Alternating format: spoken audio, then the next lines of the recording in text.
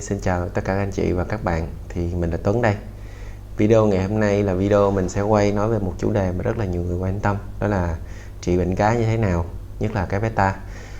Thì có rất là nhiều cách trị bệnh cá beta, như sử dụng muối cũng có, xanh methylene cũng có, benson cũng có. Nhưng mà ở tiệm mình thì mình dùng cái cách trị bệnh cá nó làm sao để con cá nó khỏe mạnh, nó phục hồi nhanh mà nó không ảnh hưởng tới cái sức khỏe con cá quá nhiều, hay là ảnh hưởng về đuôi, vây, kỳ, màu sắc con cá quá nhiều.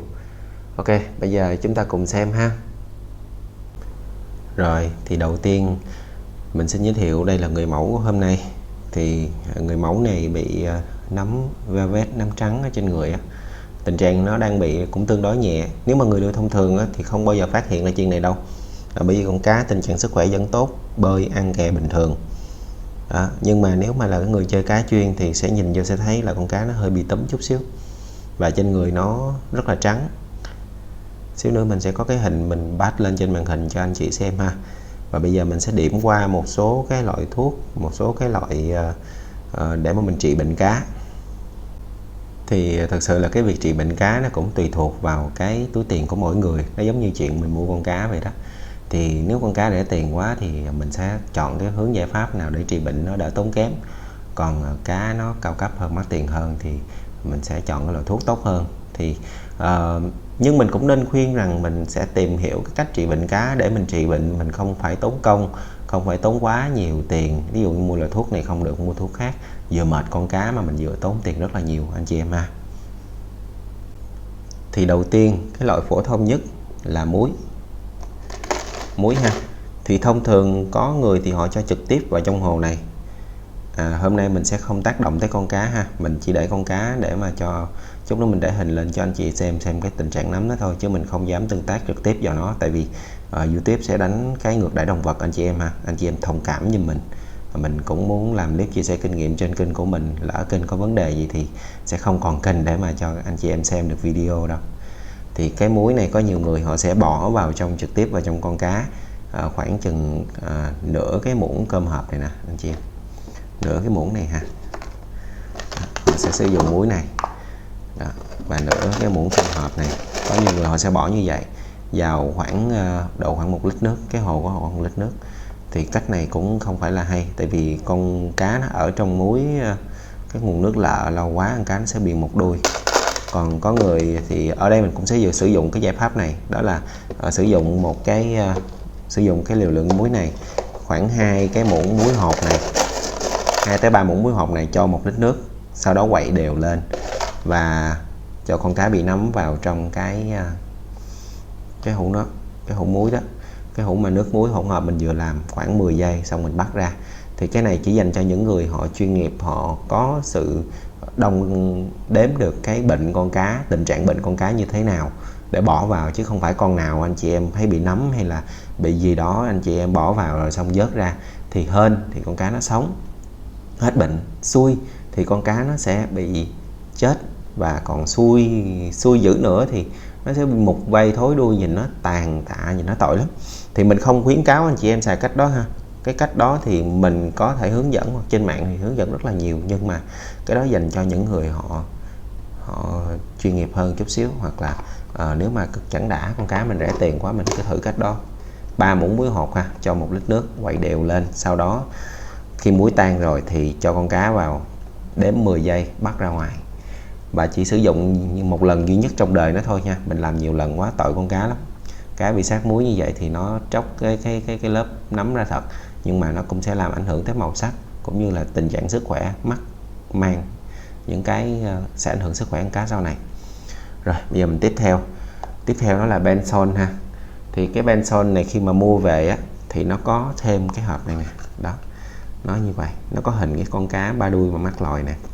Thì benson này công dụng của nó cũng là trị nấm, ký sinh ha, gây bệnh cho cá. Nó có hạn sử dụng hẳn hoi. Thì cái này cũng rất là nhiều người xài, rất nhiều người sử dụng, nhưng mà cái này, thuốc này thì nó liều lượng nó nhẹ lắm anh chị. Liều lượng cái loại thuốc này nó nhẹ, nó màu xanh. Thì khi mình nhỏ vào nó sẽ màu xanh dương á. Thông thường thì người ta dùng cái này nè là khoảng 1 giọt cho 5 lít nước, nhưng mà ở con cá beta khi mà trị bệnh á, khi mà chị bệnh á, thì 2-3 giọt cho 1 lít nước. Nhưng mà mình thấy á, mình xài rất là lâu mà con cá nó không hết bệnh. Có lúc á, nó cũng hết, nhưng mà những cái loại cá mà dạng như là khi mà nó bị nấm tương đối thôi, còn nó bị nấm nhiều quá thì mình trị không hết. Thì Benson cũng là một giải pháp, nó rất là rẻ, nó khoảng 10.000 một chai thôi. Xài rất là lâu hết, nhưng mà nó cũng lâu hết bệnh cá. Cái này mình cũng không khuyến cáo dùng ha. Rồi tiếp theo là cái chai này. Chai này thì nó có tên là Golden Rainbow. Ở đây mình kêu là nước trị cá cầu vồng, nước trị bệnh cá cầu vồng. Thì trên đây nó toàn là tiếng Anh với tiếng Trung Quốc không à. Hàng này như nhập khẩu từ Trung Quốc. Cái chai thuốc thì nó có một cái tem Việt Nam trên đây là thuốc trị nấm, chuyên trị bệnh đốm trắng, ghẻ ngứa mình, sát trùng nước, rồi phẩy rồi liên tục. Cho thuốc 3 ngày. Do người ta train thành tiếng Việt chắc vậy, thành ra là đọc cũng khó hiểu. Người ta để là sưởi ấm 30 đến 32 độ C, thì ở Việt Nam thì chắc là nhiều khi không cần sưởi ấm đâu.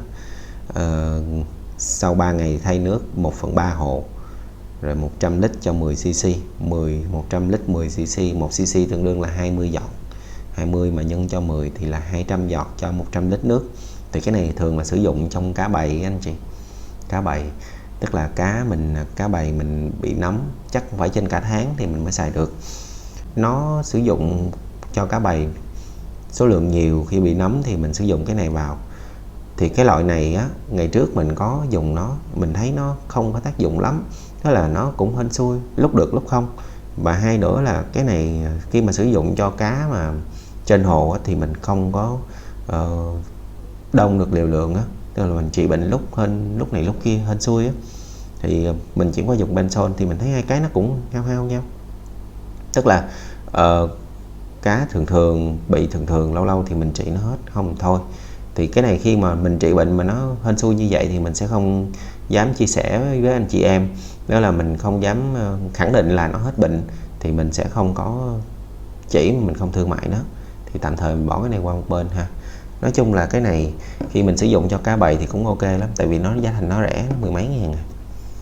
Tiếp theo là Super One ha. Thì cái chai này á, mình hay sử dụng nó lắm, tại mình dùng nó ở trong cái việc là mình đóng cá đi cho anh chị em, nó đỡ stress, cá nó đỡ cắn đuôi, nhất là con half moon đóng đi nó hay cắn đuôi lắm. Nó cắn đuôi như vậy thì mình phải đền con cá khác cho anh chị em. Và cá đi tình trạng sức khỏe khi mà nhọn cái này vào thì nó cũng ổn định hơn, nó ok hơn.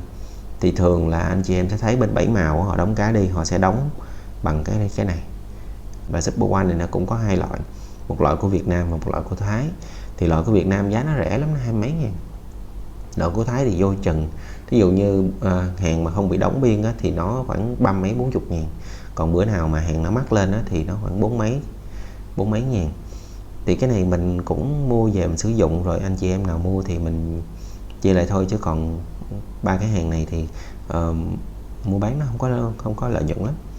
Thì cái này khi mình sử dụng cho cá mà trị bệnh á, thì thông thường ở đây mình trị bệnh như vậy. Có thể anh chị em khác có kinh nghiệm tốt hơn thì comment bên dưới để mình học hỏi ha. Còn ở đây mình trị bệnh như vậy, tức là một con cá trong cái hồ, thí dụ như hồ đó là khoảng 1 lít nước, thì mình sẽ nhỏ 2 giọt này. Thì sau 1 ngày thì mình sẽ thay 50% nước, mình cho thêm 50% nước mới vô, tức là nửa lít nước khác đó, mình cho vào, xong mình lại nhỏ 2 giọt. Mình lặp lại như vậy từ 3 ngày cho tới 5 ngày. Trong 2 ngày đầu thì mình không cho cá ăn, qua ngày thứ 3 thì mình cho cá ăn đó. Thì khi mình thấy con cá khỏe lại rồi thì mình cho nó ăn và mình giảm liều lượng thuốc lại. Thì đây là cách trị của mình. Nhưng cái sản phẩm này nó vẫn không phải là, nó không có phải là lúc nào nó cũng công hiệu. Tức là mình thấy có lúc mình sử dụng hết, có lúc không. Cho nên cái sản phẩm này vẫn là giải pháp gọi là phòng ngừa thôi. Nó không phải là lúc nào cũng được như vậy ha. Thì thông thường Super One này bên anh em beta chơi thì nó sẽ là tăng sức đề kháng cho cá, làm cho cá sung này kia nè. Ok, thì nó công dụng như vậy cũng là đúng. Và nó cũng có công dụng theo mình đó, là công dụng xếp cá đi, đóng cá đi, làm cho cá nó đỡ stress. Còn đây là cái gói mà hôm nay mình sẽ muốn nói tới đó. Đây là gói tê tra Nhật ha. Tê tra Nhật này thì toàn bộ trên đây ghi tiếng Nhật hết. Nó thì nó nổi tiếng lắm rồi, nhưng mà rất là nhiều người không biết. Và giá thành nó cũng cao. Giá thành cái gói này trung bình nó rơi vào trên 40 ngàn, 40, 45, 50. tùy chỗ bán, tùy cái tình trạng có bị khan hiếm hàng tắc biên hay không. Thì trên đây toàn bộ là đều ghi tiếng Nhật hết ha, tiếng Nhật hết. Thì cái này bên đầu bên đây là nó ghi là sản phẩm dành cho cá cảnh. Ở đây là công ty, cái khối lượng là 5g, thuốc trị bệnh cá dành cho cá cảnh. Ở phía bên đây thì nói chung là khi mà mình mua cái gói này lớn á, thì nó sẽ có một cái tờ giấy hướng dẫn bằng tiếng Nhật đó. Ở ngoài đây thì nó ghi là nó ghi cái thành phần ở trên đây, cái thành phần ở trên đây, rồi nó ghi mình bảo quản như thế nào đó. Ở dưới đây thì nó kêu mình là đọc hướng dẫn sử dụng. Ở trong cái hộp giấy khi mà mình mua cái này về thì nó sẽ có cái hộp lớn này nè đó, thì nó sẽ có cái tờ giấy trong đó sẽ có hướng dẫn sử dụng. Nhưng mà cái hướng dẫn này mình đọc á thì chỉ cho những loại cá lớn nên như cá ba đuôi hay là cá vàng thôi, còn nó không có hướng dẫn cho beta. Thì hôm nay mình sẽ hướng dẫn cho beta, nhưng mà trước khi mình đi vào cái chuyện hướng dẫn cho beta đó thì mình sẽ chia sẻ với anh chị bằng cái loại này nó có giả ha, và rất là tai hại khi mà mình mua nhầm cái hàng giả của nó. Tại vì mình vừa tốn khá là nhiều tiền, rồi mình công sức nữa, rồi mình về mình xài không đúng. Rồi nhiều khi em chia sẻ kinh nghiệm trên đây, anh chị em thấy ok, anh chị em lên mạng mua rồi xong mình không biết cái cách mua, mình mua nhầm cái hàng giả thì về rồi lại nói là thằng này nó bày vẽ ra, xong rồi cuối cùng là mua về xài không hết ha. Ok, thì mình mượn được một gói Tetra Nhật đã xài dang dở từ một cái anh có mua cá của mình, rồi anh nói là anh mua nhầm gói Tetra Nhật giả, thì mình mượn của anh về để mà mình làm video cho mọi người xem. Thì đây là cái gói Tetra Nhật giả ha. Lý do mình nói giả thì mình sẽ phân biệt sau. Cái gói này xài dang dở rồi, thì đầu tiên đây là cái gói mình chưa bóc nè, và đây cái gói mình đang xài ha. Đây là Tetra Nhật thật, đây là giả ha. Thì mình sẽ nói cái chuyện đầu tiên. Ở trên bao bì của hai cái sản phẩm này nè, cái Tetra Nhật giả đó, cái anh giả lúc nào anh cũng muốn làm giống thật hết, thành ra anh dập nè, ở trên đây anh dập rất là nhiệt ha. Cái này là dập nhiệt nè, nó sẽ lỗ lỗ nè. Còn anh thật nè, anh dập sơ sài đó, anh chị em thấy không, anh dập thường lắm đó.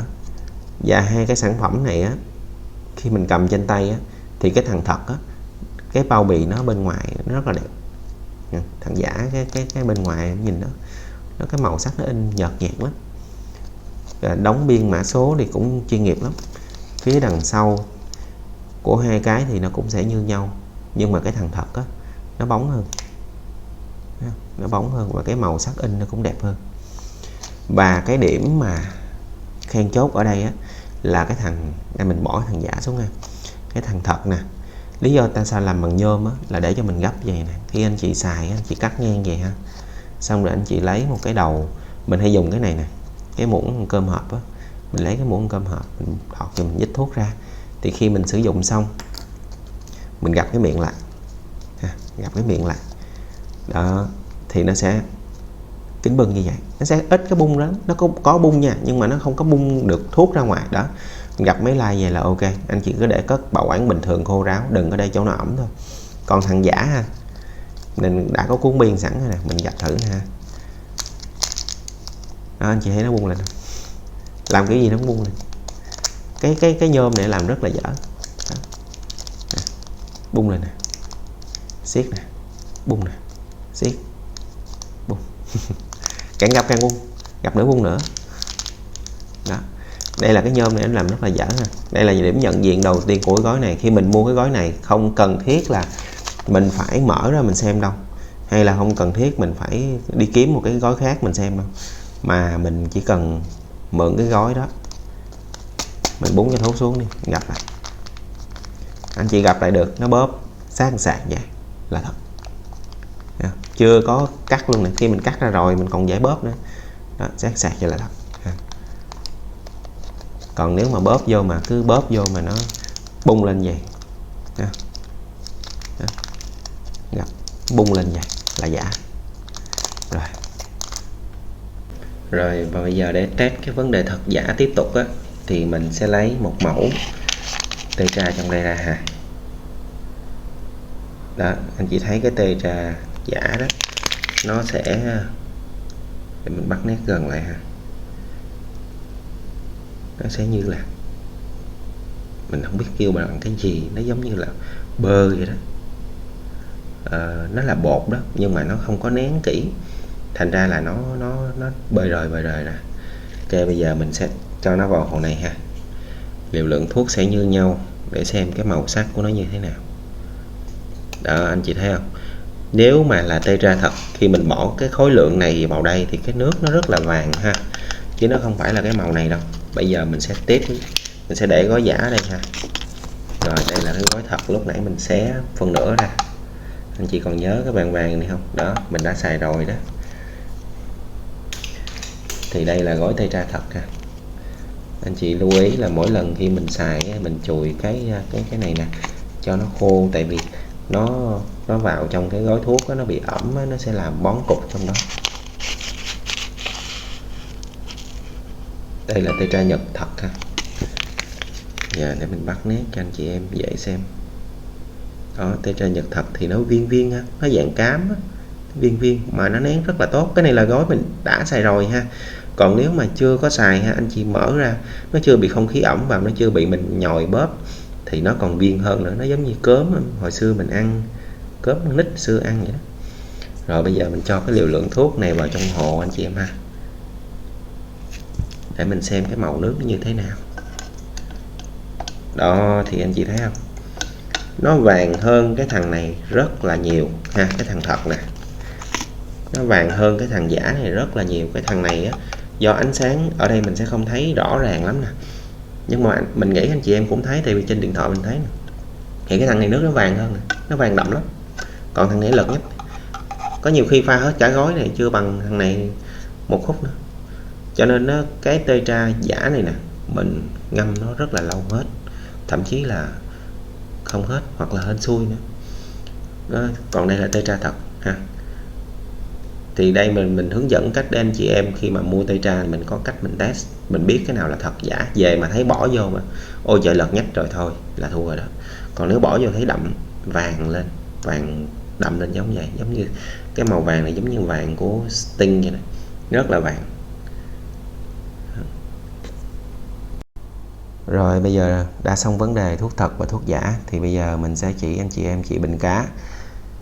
Thì đầu tiên như lúc nãy mình nói á, là cái con cá này mình sẽ không tác động tới nó, bởi vì YouTube sẽ đánh ngược lại động vật, cho nên anh chị em hình dung cái hũ này là cái hũ mình đang nuôi cá ha. Và bây giờ mình sẽ chỉ các anh chị em chị bình cá. Thì đầu tiên khi cái hũ mình nuôi như vậy, mình phát hiện con cá bệnh và mình đi mua gói tetra Nhật này về.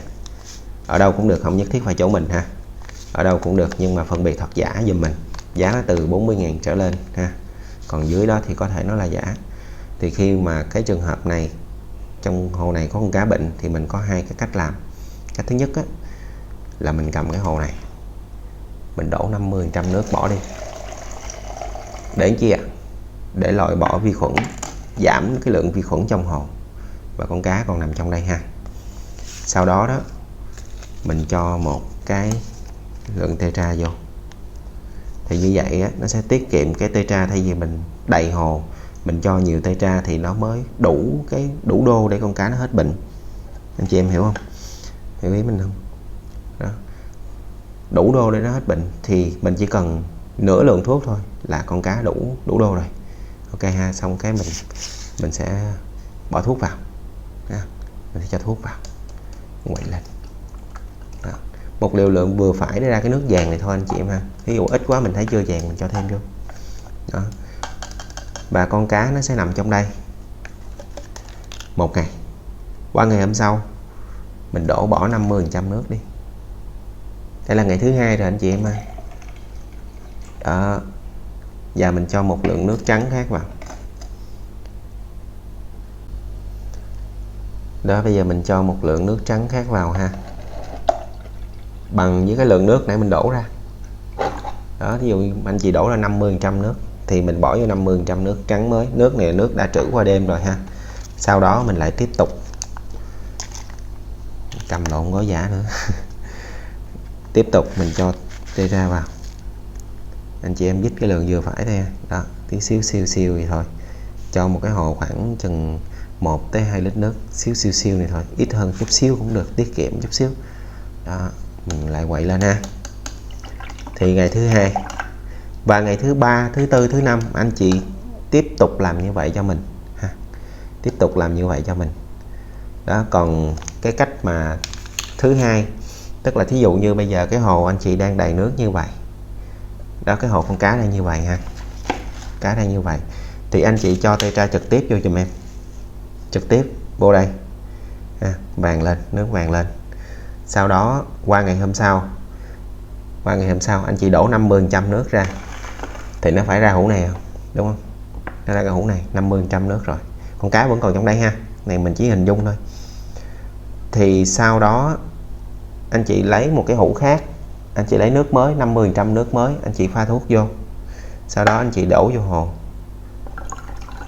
đổ nước cao lên bằng những cái lượng nước anh chị đổ ra. Đó, thì mình sẽ làm như vậy. Sau một ngày sau mình sẽ làm tiếp tục như vậy. Mình làm như vậy từ 3 tới 5 ngày để con cá khỏi bệnh. Thì trong quá trình mình làm, con cá nó sẽ nhả nhớt nè, con cá nó sẽ nhả nhớt, nó sẽ bớt nấm đi, nó sẽ ăn uống, nó sẽ kè lại bình thường, mà mình sẽ không thấy nó đau đớn giống như sử dụng những loại thuốc khác. Thì có nhiều anh chị hỏi rằng là nếu mà sử dụng cái này nè, mình có cần cho thêm muối không? Thì không cần muối anh chị ha, không cần thêm muối. Muối mình cho vào lúc này nó cũng không có tác dụng nhiều lắm, tại vì cái bản thân thằng này nó vừa là kháng sinh, nó vừa tăng sức đề kháng, mà nó vừa diệt vi khuẩn trong nước. Lý do em kêu là bỏ thuốc vô đây luôn để nó tiêu diệt vi khuẩn trong đây và nó tăng sức đề kháng để con cá mình nó khỏe lại. Đó, thì qua ngày hôm sau tiếp tục mình đổ 50% nước ra. Đó, mình đổ nước ra 50% nước ra, rồi mình lại cho 50% nước khác vào, rồi mình cho thuốc vào liên tục như vậy từ 3 tới 5 ngày thì con cá của anh chị sẽ từ từ phục hồi trở lại bình thường. Và sau khi nó trở lại bình thường thì anh chị cho nó ăn uống, cho nó kè, nó bơi lội lại là ok. Với anh chị nào mà xài thủy sinh đó, nuôi cá bằng hồ thủy sinh này nọ, thì nên vớt cái con cá với nước trong hồ đó ra ngoài một cái hũ khác, rồi sau đó mình trị bệnh theo kiểu em đang hướng dẫn. Thì anh chị em có thể mua cái gói này bất kỳ đâu nha, không phải cần phải mua bên em ha. Thì em chỉ là hướng dẫn trị bệnh thôi, chứ không phải là mình PR để mình bán cái sản phẩm này ha. Rồi, thì qua cái chia sẻ vừa rồi của Tuấn, hy vọng rằng là các anh chị và các bạn đã học hỏi được nhiều kinh nghiệm để trị bệnh cho cá beta, và cũng như là chọn được cái sản phẩm tốt phù hợp với con cá của mình. Cảm ơn các anh chị đã xem video.